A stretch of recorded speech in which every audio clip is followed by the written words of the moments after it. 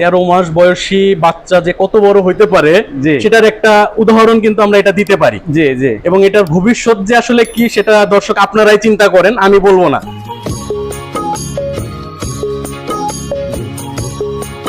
আসসালামু আলাইকুম, দূরেও কাছে যে যেখান থেকে দেখছেন সবাইকে শুভেচ্ছা জানিয়ে শুরু করছি কৃষি আড্ডার আজকের প্রতিবেদন। দর্শক, আজকে আপনাদেরকে আসলে একটা বিষয়ে জানানোর জন্য আসলে এই ভিডিওটা। আমরা অনেকেই আসলে খামার শুরু করব বা আমার অনেক ভিজিটর আছে দেশের বাইরে থেকে বলেন যে ভাই খামার শুরু করতে চাই, কিভাবে করলে ভালো হয় বা কিভাবে করলে আপনি ক্ষতিগ্রস্ত হবেন না। তো আজকে আমার খুব কাছের একজন বড় ভাই মজরু ভাইয়ের খামারে চলে আসছি এবং ওনার খামারটা খুবই ছোট কিন্তু খুব গোছালো একটা খামার, এবং কিভাবে আসলে খামার করলে আপনি লাভবান হবেন একটু ভাইয়ের এই খামারটা দেখলে আমি মনে হয় যে আপনাদেরকে একটা ধারণা দিতে পারবো। তো চলুন ভাইয়ের সাথে একটু কথা বলি এবং আপনাদেরকে বিস্তারিত জানাই।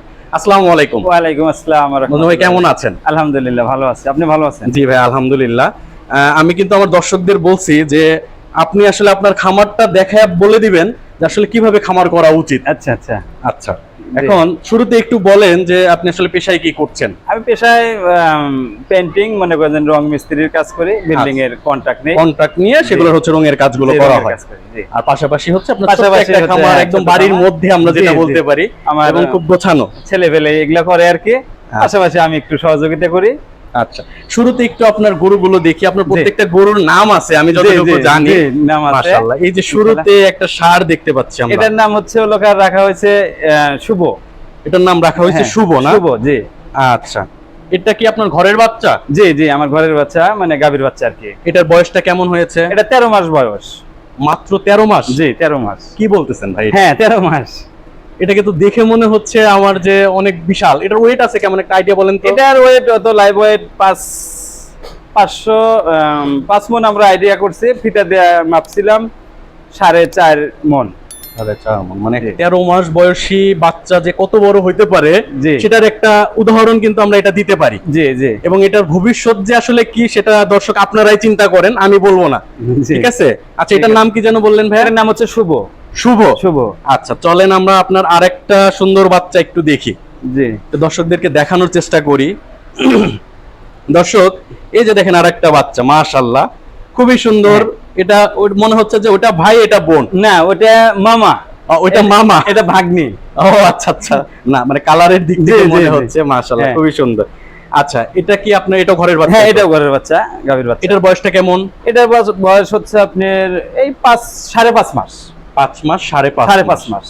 মাশাআল্লাহ, গ্রোথ তো খুবই ভালো। হ্যাঁ, এটা আমি যে আপনার গরু দুধ দোয়াই না, তো দুধ দোয়া বিক্রি করি না, যার দুধ হয় আমি বাচ্চাদেরকেই খাওয়াই। আচ্ছা আচ্ছা, মাশাআল্লাহ। দেখেন 13 মাস বয়সী বাচ্চা। আর এটা হচ্ছে? হ্যাঁ, এটা হচ্ছে এই 5 মাস 5.5 মাস। 5 মাস 5.5 বয়সী বাচ্চা। ভাই, দুধ বিক্রি করে কয় টাকা পাওয়া যায় বলেন? এই জন্যই আমি হলো দুধ বিক্রি করে, যেরকম আমরা যদি চিন্তা করি 13 মাস বয়সী বাচ্চা, এটার এখন দাম কেমন আছে? এটার দাম আমাকে ব্যাপারী দিছিল লোকার 2.5 লক্ষ টাকা। উনি বলছে 2.5 লক্ষ টাকা উনি নিজেই বলছে। হ্যাঁ, আমি বিক্রি করতে ইচ্ছুক না, আমি এটাকে আরো বড় বানানোর ইচ্ছুক। আচ্ছা, বড় হয়। জি, বড় করব। দর্শক দেখেন, এখানে একটা মেইন মেসেজ আপনার, আমি এটা একটু পরে বলি, আগে বাইর হচ্ছে এই দুইটা হচ্ছে বাচ্চার মাকে দেখাই। হ্যাঁ, এই যে একটা আমরা গাভী দেখতে পাচ্ছি। এই দুষ্টামি করো না। আচ্ছা, এটার নাম কি ভাই? এটার নাম আমার রাখা হয়েছিল সুমি। সুমি? সুমি। আচ্ছা, এই সুমি হচ্ছে সুমির। হ্যাঁ, বাচ্চা কোনটা? বাচ্চা সুমির বাচ্চা এটা প্রথম বাচ্চা। এটা প্রথম বাচ্চা। আচ্ছা, এটাও এখন গাভী? এটাও এখন গাভী। আচ্ছা, এটার বাচ্চা হলো এটা। এটার বাচ্চা হচ্ছে এই বকনাটা। আর সুমির হচ্ছে ওইটা, ওই ষাটটা হচ্ছে সুমির বাচ্চা। ষাটটাও সুমির বাচ্চা। আচ্ছা, মাশাআল্লাহ। এবং সবগুলা গরুর কালার কিন্তু এক। জি, আমি লাল কালার পছন্দ করি তো। মাশাআল্লাহ, না লাল কালারের গরু আসলে মানুষ পছন্দ করে। জি জি, খুবই ভালো। আচ্ছা, আমি লাল কালার পছন্দ। এদের দুধের রেকর্ড কেমন ভাই? এটার রেকর্ড ভালো। দুধ দোয়াইলে হয়তো তাও 4 লিটার 4.5 লিটার দোয়ান যেত। দুধ দোয়ালে? কিন্তু আমি দোয়াই নাই এই কারণে যে দুধ দোয়াইলে পরে এটা আমি কিনছি লোকার বাচ্চা ফুটানোর জন্য। আচ্ছা, এই গাভীটাকে কিনেছিলেন আপনি হচ্ছে উন্নত জাতের বাচ্চা তৈরি করার জন্য? হাটে যায় সেটা আমি শখ হলো ষাঁড় গরু পালি, কিন্তু ষাঁড়টা হইতেছে লোকার ভালো মানের ষাঁড় পাওয়া যায় না। আচ্ছা, বাচ্চা পাওয়া যায় না। এই জন্য আমি উদ্যোগ নিয়েছি যে আমি একটা বকনা গরু কিনে সেটা ওইখান থেকে লোকার আমি বাচ্চা বের করব। আর বাচ্চাটা যেন যদি ষাঁড় হয় তা আমার ইচ্ছা তো বড় বানাবো আর কি। ওইটাকেই আপনি হ্যাঁ, fattening এ ওটাই। নিয়ে যাবেন। হ্যাঁ, ওটাকে আমি নিয়ে যাবো মোটা তাজাকরণ মোটা করবেন। তাজা করার জন্য। আচ্ছা ভাই, একটু এদিকে আসেন, আমরা গরুগুলোর সাথে আপনাকে দেখাই, আসলে মানুষ একটু বুঝুক। জি। আচ্ছা, এখন আপনার যেটা থিওরি বা এই ছোট্ট খামারটা যে থিওরিতে করা, সেটা হচ্ছে যে আপনি গরু মোটা তাজাকরণ আগে থেকেই করতেন, জি। কিন্তু আসলে বাজারে ভালো বাচ্চা পাচ্ছেন না, পাচ্ছি না। যে কারণে কি করেছেন, আপনি ওই বকনাটাকে কিনেছেন, ওইটা থেকে হচ্ছে ভালো জাতের বাচ্চা যেন তৈরি হয়, যদি ষাঁড় বাচ্চা হয় সেটাকে ফ্যাটেনিং করবেন, জি। বকনা হলে সেটা থেকে আপনার খামারটা বড় হ্যাঁ, হবে। খামারটা বড় করবো, জি। আচ্ছা, এটা এবং এটার রেজাল্ট কিন্তু আমরা দেখতে পাচ্ছি। দর্শক আপনাদেরকে যদি একটু দেখাই, এই বকনাটা দেখেন, খুবই ভালো একটা পার্সেন্টেজের বকনা। আমি আরেকটু ভালোভাবে আপনাদেরকে দেখাই। একটা জিনিস চিন্তা করেন, এই বকনা থেকে আমরা যে বাচ্চাটা পাবে এই ভাই, সেই ষাঁড়টার আসলে গঠনটা কেমন হবে আপনি একবার চিন্তা করে দেখেন। এই গাভীর বাচ্চা 13 মাস বয়সী আমরা দেখিয়েছি, যেটার 2.5 লক্ষ টাকা দাম বলতেছে 13 মাস অবস্থায়। এই গাভীর চাইতে এই বাচ্চার পার্সেন্টেজ খুব ভালো।